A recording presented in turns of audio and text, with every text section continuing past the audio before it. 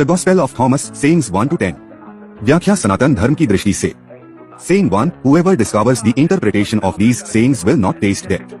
हे साधक, यह वचन अमृत का रहस्य खोलता है। जैसे उपनिषद उद्घोष करते हैं, यह आत्मा वेदितव्यः नायमात्मा मृते कदाचित, जो आत्मा को जान लेता है उसके लिए मृत्यु केवल देह का त्याग है, अस्तित्व का अंत नहीं। Saying to let him who seeks continue seeking until he finds। When he finds, he will be troubled, then astonished, and he will rule over the all।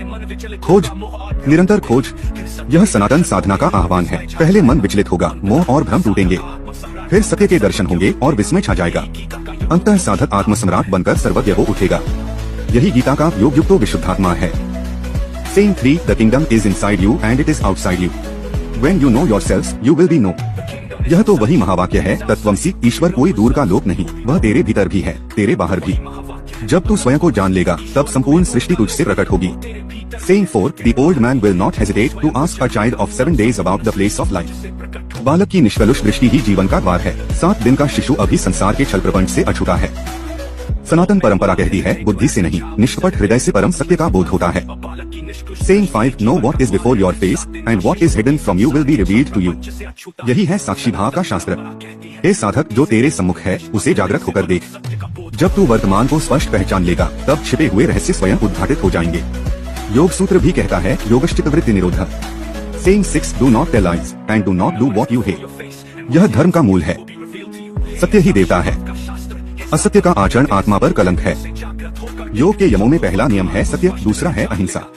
हे साधक, जिसे तेरा हृदय नहीं स्वीकारता वह कर्म मत कर, वही पाप का बीज है।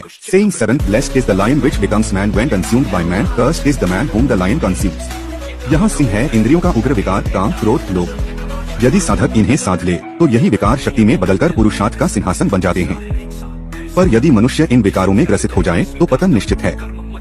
Saying 8, man is like a wise fisherman who caught a large fish and cast away the small। विवेक, यही साधना की कुंजी है।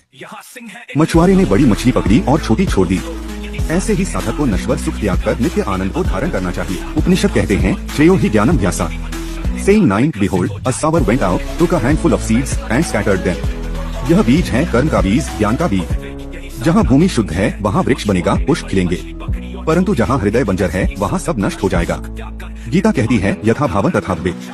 Saying 10, I have cast fire upon the world and see, I am guarding it until it blazes।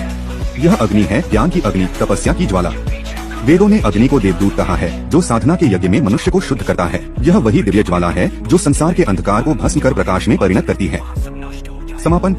हे साधक, देख, इन वचनों की प्रतिध्वनि और उपनिषदों का स्वर एक ही है। खोज कर आत्मा को जान